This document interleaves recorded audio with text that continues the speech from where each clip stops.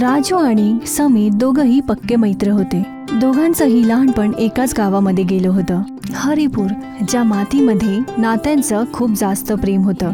ते दोघंही झाडांवरती चढायचे आणि तलावामध्ये पोहायचे आणि एकाच शाळेमध्ये शिकायचे. पण वेळेनंतर समीरच्या वडिलांना शहरामध्ये नोकरी मिळाली आणि समीरलाही कुटुंबाबरोबर गाव सोडून जावं लागलं. मला तर विश्वासच होत नाहीये की तू मला सोडून शहरात चाललाय मित्र. तुला कोणी सांगितलं की तुला सोडून चाललोय? मी तर फक्त पुढचा अभ्यास करायला काही दिवसासाठी तुझ्यापासनं आणि ह्या गावापासनं दूर चाललोय.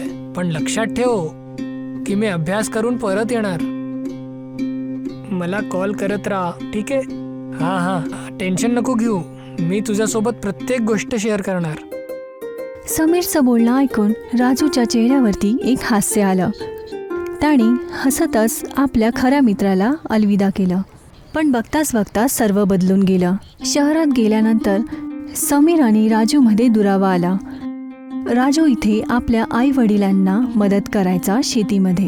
तिथेच दुसरीकडे समीर आपल्या नवीन मित्रांबरोबर खुश होता. त्याला हळूहळू शहरातलं राहणं आवडलं. तिकडे असणाऱ्या उंच इमारती, मॉल, थिएटर्स आणि समीरला त्या सगळ्या गोष्टींनी मोहित केलं होतं. आणि कुठे ना कुठे तो राजूला विसरायला लागला, ज्यामुळे राजू आता निराश राहायला लागला. काय झालं? तू इतकं शांत काय? काही नाही बाबा, ते मी समीरच्या कॉलची वाट बघतोय. पण पुष्कळ वेळ झाली, त्याचा कॉलच नाही आलं. मी पण कॉल केलं होतं पण त्याने उचललंच नाही. असू शकतं तो काही कामात असेल. राजूचं निराशपण त्याच्या चेहऱ्यावरती नक्की दिसत होतं. पण शेवटी त्याला समीरचा कॉल येतो आणि राजू खूप खुश होतो. हॅलो समीर, अरे मित्रा, कुठे आहे तू? किती कॉल केले तुला आणि मेसेज पण केलं आणि तू तर मला काही परत मेसेजच पाठवत नाही. मित्रा, मला माफ कर. मी आणि माझे मित्र इकडच्या मोठ्या वॉटर पार्कमध्ये गेलो होतो सुट्ट्या वापरायला. काय वॉटर पार्क? समीर, मी तर ऐकलं होतं की तिथे जायला पुष्कळ पैसे लागतात. तर तू कसं गेला तिथे? तू खरं बोलतोय, पण माझे पैसे तर माझे वडिलांनी भरले. काय? सगळ्यांचे? आणि तुला माहिती आहे, तुला इथे असायला पाहिजे होतं राजू. हे शहर खरंच जादुई आहे. इथे तुला ती प्रत्येक गोष्ट भेटणार जे तुला हवी आहे. यार, तू पण इथे असायला पाहिजे होतं आणि आमच्यासोबत वॉटर पार्कमध्ये आला असता. माझ्या आईवडिलांनी तुझ्यासाठी पण पैसे जमा केले असते. समीर आणि राजूचं बोलणं झालं होतं. राजूला असं वाटलं की समीरच्या आईवडिलांसारखंच माझेही वडील मला शिकवले असते. त्याला शिकवलं असतं आणि पैसेवाले असते तर तोही आज त्या शहरातल्या वॉटर पार्कमध्ये गेला असता आणि खूप मजे केले असते. त्याला आता आपलं गाव, घर आणि आपल्या परिस्थितीला जाऊन त्याला लाज वाटायला लागली. काही नाही, इथे काहीच नाही. इथे काहीच नाही, काहीही नाहीये. इथे काहीच नाहीये. ना चांगली शाळा, ना घर आणि ना वॉटर पार्क. मला इथे नाही राहायचंय. बिचारा राजू. आणि आता त्याचं असणारं रोज घडत असणाऱ्या गोष्टींना आता तो त्रासून गेला होता. तो पण बाकी मुलांसारखंच मजे करायला बघत होता, पण तो आपल्या गरिबीमुळे काहीच करू नव्हता शकत. प्रत्येक वेळेला तो आपलं मन मारून राहायचा. अरे राजू बाळा, जरा इथे ये. हे हल उचलायला जरा माझी मदत कर. नाही, मी हे सगळं नाही करणार. मी कशाला करायचं हे सगळं? मी एक लहान बाळ आहे. माझी वय मज्जा करायची आहे, वॉटर पार्क जाण्याची आहे, ना की हल उचलायची. कळलं तुम्हाला? राजू बाळा, थांब. कुठे जातोयस? अरे थांब. अरे, ह्या राजूला अचानक काय झालंय? माहीत नाही अहो, आपला मुलगा कधी असा बोलत नाही. त्याला कदाचित काही त्रास तर नसेल. माहीत नाही, पण हा काय बोलत होता? वॉटर पार्क म्हणजे काय असतं? राजूचं असं अचानक बोलणं आणि भडकणं त्याच्या कुटुंबाला नवीन होतं आणि आता त्यांना राजूची काळजी वाटायला लागली की शेवटी गोष्ट काय होती.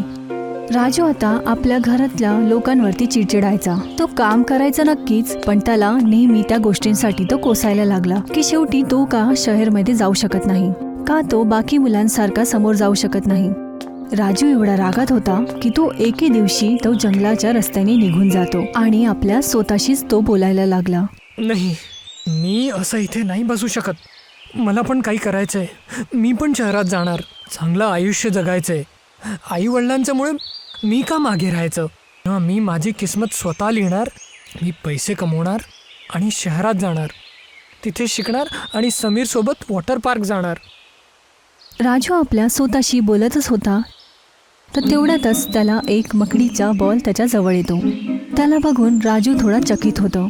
त्याने त्या बॉलाला आपल्या हातात उचललं, पण जसंच त्याने ते बॉल त्या आपल्या हातात उचलला त्याच क्षणाला त्यामधून एक माणूस बाहेर आला की जसं की एक मोठा चमत्कारच झाला. अरे, हे कसं होऊ शकतं? तुम्ही कोण आहात? मी एक बहरूपिया आहे. काय? बहरूपिया? हो, मी ऐकलं तुला शहरात जायचंय. तुम्ही मला लपून ऐकलं का? मी जे विचारलंय त्याचं उत्तर दे. काय तुला शहरात जायचंय? हां, मला वॉटर पार्कला जायचंय. मी ऐकलंय तिथे खूप मज्जा येतं. मी इकडच्या शेतवरनं मला कळमळत नाहीये. आता मला शहरात जायचंय, मजा करायची आहे. ठीक आहे, मी आता काहीतरी करतो. राजूची गोष्ट ऐकून तो ढोंगी काहीतरी विचार करायला लागला. तेवढ्यातच त्याने अचानक एक पाण्याने भरलेली बॉटल राजूला दिली. ह्या पाण्याला तू कोणत्याही कोरड्या पोखरात टाकून दे आणि तिथेच एक मनशा मागून घे. मग बघ, तुझी सगळी इच्छा पूर्ण होणार. ढोंगीची गोष्ट ऐकून राजू अचानक चकित होऊन जातो. त्याला हे सर्व मस्करी वाटत होती, पण तरी सुद्धा त्याने ती बॉटल आपल्या सोबत घेऊन गेली. आणि जाताना त्याला फक्त एकच प्रश्न येत होता की खरंच हे जादुई पाणी त्याची इच्छा पूर्ण करेल. राजूने जवळच्याच त्या तलावामध्ये गावातल्या ते पाणी ओतून दिलं आणि आपली एक इच्छा मागितली. पण एक वेगळी गोष्ट होते, त्या जादुई पाण्यामधून काहीच नाही झालं आणि राजू निराश होतो. सगळं खोटं बोलताय, सगळे माझ्याशी खोटं बोलतात. राजू रागातच घरी निघून जातो आणि चुपचाप जेवण करून झोपून जातो. पण त्याला माहिती नव्हतं की येणारा दिवस त्याच्या जीवनातला नेहमीसाठी बदलणारा दिवस होता. दुसऱ्या दिवशी राजू गडबडीत जागतो. त्याला मुलांचा आवाज यायला लागतो आणि जसंच तो बाहेर जाऊन बघतो त्याचे डोळे एकदम मोठे होऊन जातात. पूर्ण गाव वॉटर पार्कमध्ये बदलून गेलेला होता. मुलं त्यामध्ये खेळत होते आणि मजे करत होते, हसत होते. ये वॉटर पार्क, ये आई बाबा बघा ना, किती मजा येतोय. राजूला खुश बघून त्याचे आई वडील खूप प्रसन्न होतात आणि पूर्ण गाव त्या मुलांबरोबर मिळून सगळे खेळायला लागलेत. त्या दिवशी जसं संपूर्ण गाव आपल्या सगळ्याच कष्ट विसरून गेले होते. आहा, हे तर खूपच मजेदार आहे अहो. अगदी खरंच बोलत होती तू. सगळं काही बरोबर चालू होतं, पण अचानकच त्या वॉटर पार्कचं पाणी वाढायला लागलं आणि हळूहळू त्या पाण्यामध्ये गावातली लोक डुबायला लागलीत. अरे अरे, हे काय झालं? मला तर पोहता पण नाही येत. अरे रे, हे सगळं काय होतंय? आता त्या जादुई वॉटर पार्कने एक भयानक रूप घेतलं होतं. सर्व गावातली लोक आणि मुलं एक एक करून डुबायला लागलीत. नाही, असं नाही होऊ शकत. बाबा. बिचारा राजू घाबरतच आपल्या आई वडिलांना वाचवायचा प्रयत्न सुद्धा करत होता, पण पाण्याच्या प्रवाहाने तो काही करू शकत नव्हता. आई घाबरू नका. आई, तुम्ही माझा हात नका सोडू. राजू बाळा, तू आम्हाला सोडून दे, पण तू स्वतःला वाचव. आम्हाला सोडून दे बाळा. नाही आई, तू हार नको मानू, मी आहे ना. नाही बाळा, पाणी वाढत चाललंय. आमचं आयुष्य आता संपणार आहे. आता तुझी बारी आहे. तू स्वतःची जान वाचव. आई वडिलांचं हे बोलणं ऐकून राजूच्या डोळ्यामध्ये पाणी येतं. थोड्या वेळाच्या खुशीसाठी त्याने आपल्या आई वडिलांना कित्येक वेळा तरी कोसलेलं, पण आता काहीच फायदा नव्हता. राजूने आपल्या डोळ्यासमोर आपल्या आई वडिलांना पाण्यामध्ये डुबताना बघितलं. नाही, असं नाही होऊ शकत. तेवढ्यातच अचानक गावातलं सर्व पाणी गायब झालं आणि सर्व गावातली लोक त्या जमिनीवरती पडली होते. राजूची आई वडील सुद्धा. आणि राजूला काही समजतच नव्हतं.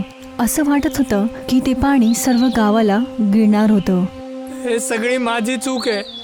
माझ्यामुळेच झालंय हे सगळं. मी काही क्षणाच्या खुशीसाठी सगळं बर्बाद केलंय. मला त्या बेरुपयाची गोष्ट ऐकायलाच नको होती. हे परमेश्वरा, मला माझे आई वडील परत कर. मला माझा गाव परत कर. मला माझ्या गावात सगळ्यात आवडतंय. मला शहरात नाही जायचंय.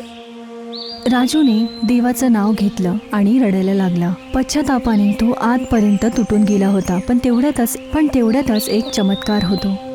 शेवटी तुला तुझी चूक कळालीच. माझं काम संपलं.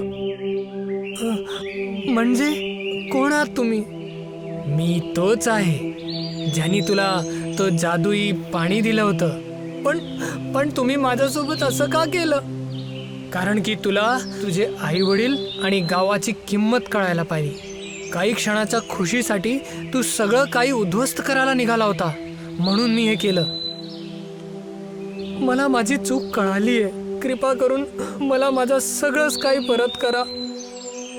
राजूची गोष्ट ऐकून ढोंगीला समजलं की राजू आता बदलून गेला आहे. तेवढ्यातच आकाशामध्ये वीज कडकडायला लागती आणि एक मोठी रोशनी सर्वीकडे पसरायला लागली आणि एक चमत्कार होतो. सर्व गावातल्या लोकांना होश येतो आणि सर्वांना जीवनदान मिळालं. आई, बाबा, तुम्ही दोघांना काही नाही झालं? तुम्ही ठीक आहात? हा माझ्या बाळा. राजूने खुशीतच आपल्या आई वडिलांना मिठीत घेतलं